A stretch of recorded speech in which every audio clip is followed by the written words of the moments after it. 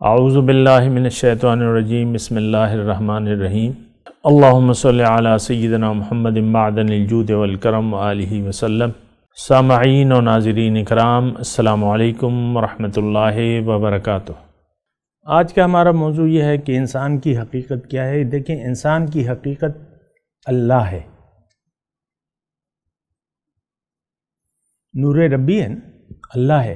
قل الروح من امر ربی، آپ سے پوچھتے ہیں کہ یہ روح کیا چیز ہے، آپ ان سے کہہ دیے یہ تو رب کا امر ہے۔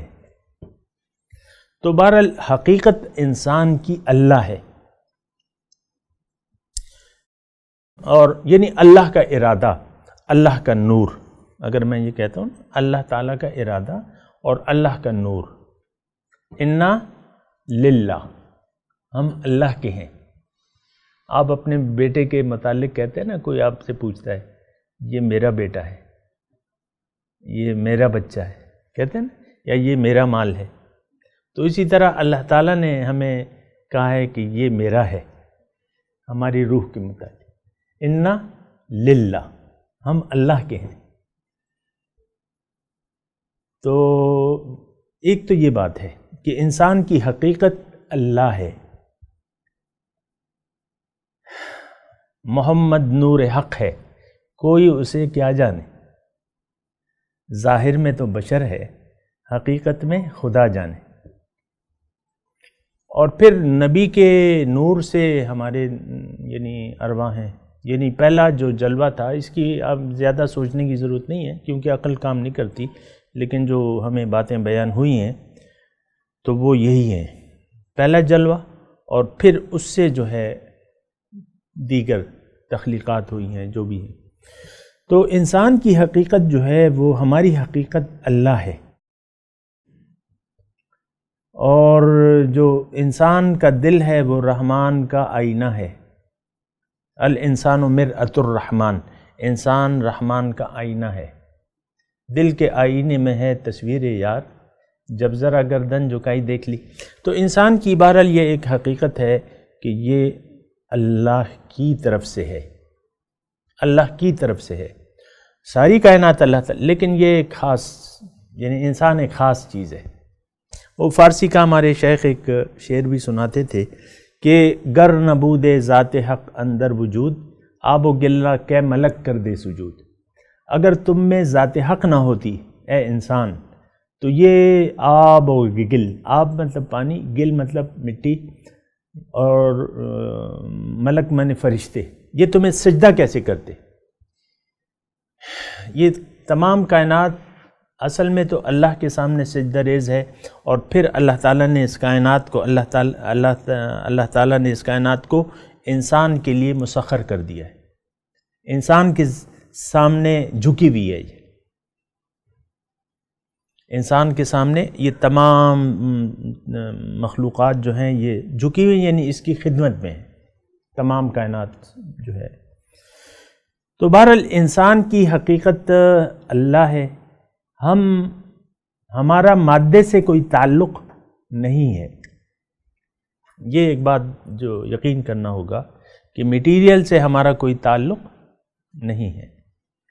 یہ تو مٹی سے آپ کو معلوم ہے اس کی حقیقت، انا خلقناکم من تراب ثم من نطفۃ ثم من علقۃ ثم من مضغۃ، کہ میں نے تمہیں، اے انسان، تمہارے ظاہر کو میں نے مٹی سے بنایا ہے، پھر نطفہ ہے، پھر علقہ ہے، پھر مضغہ ہے۔ یہ تو بہرحال اس سے ہمارا کوئی تعلق نہیں ہے، اس ظاہر سے، یہ بات نوٹ کر لیں۔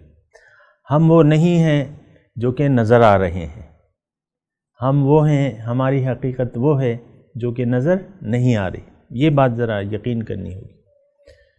تو بہرحال یہ سمجھنا غلطی ہے کہ ہم جو نظر آ رہے ہیں وہی ہیں، نو،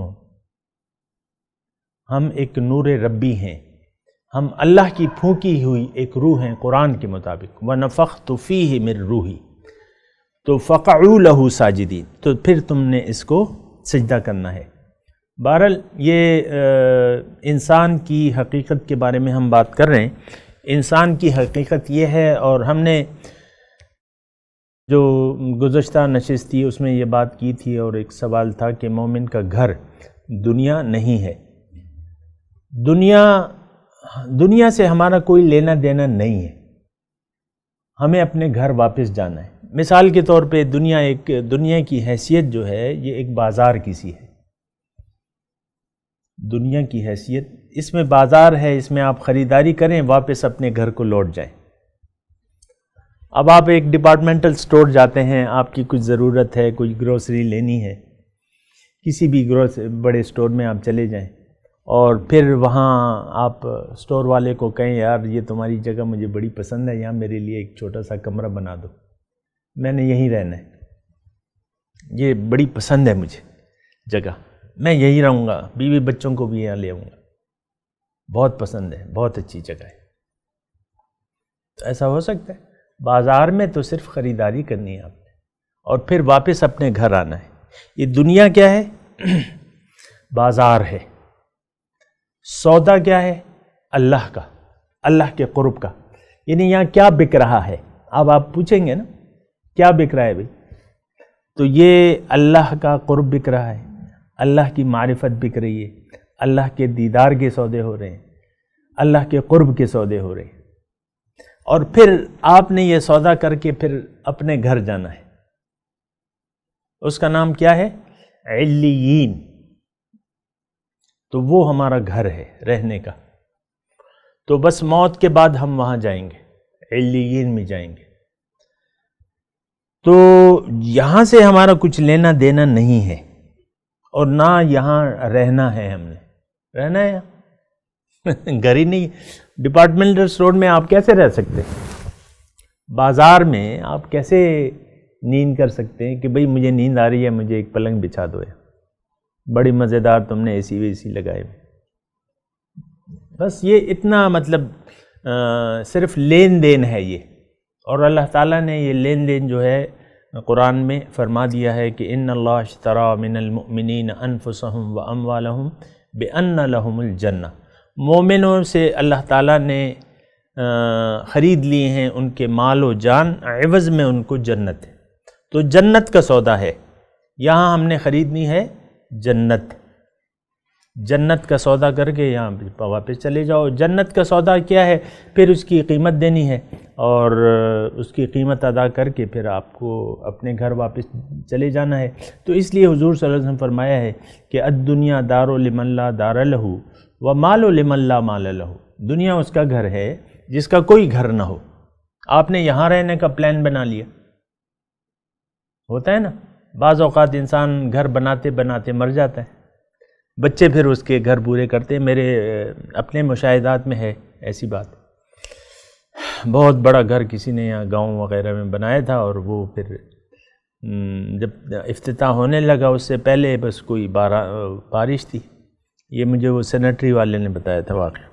بارش تھی، اوپر سے کچھ چیز گری، کوئی سیڑھی تھی، پھسلا، چیز گری، مر گیا. بچوں نے پھر باقی گھر مکمل کرایا. تو یہ رہنے کی جگہ نہیں ہے. ایک آدمی یہاں گھر بنا رہا تھا ادھر ہی ہمارے نزدیک، تو آج سے 10-20 سال پہلے کی بات ہے. وہ ظاہر ہے کہ مالک پھر تماشا بھی کرتا ہے. اوپر سے ایک اینٹ گری اسی کے مکان کی، بس اسی وقت مر گیا. وہ جگہ مجھے معلوم. تو بہرحال یہ بات ہے کہ یہ جگہ جی لگانے کی دنیا نہیں ہے. تو یہ عبرت کی جا ہے، تماشا نہیں ہے. ہم نے تو اس کو ایک تماشا بنا لیا ہے. آپ دیکھیں شادی پہ آپ کتنے تماشے لگاتے ہیں. تو یا ہر جگہ ہم تماشا لگا لیتے ہیں. تو یہ تماشے نہیں ہیں، یہ بس خریداری کی جگہ ہے، اور بس اپنا سودا خرید کے بس آرزو کریں پھر ہمیں وہ یہ جگہ مل جائے. اور جو مومن ہے وہ موت کا منتظر رہتا ہے. وہ تمنی تو نہیں ہوتا لیکن منتظر رہتا ہے کہ کب آئے گی. وآخر دعوانا ان الحمدللہ رب العالمین.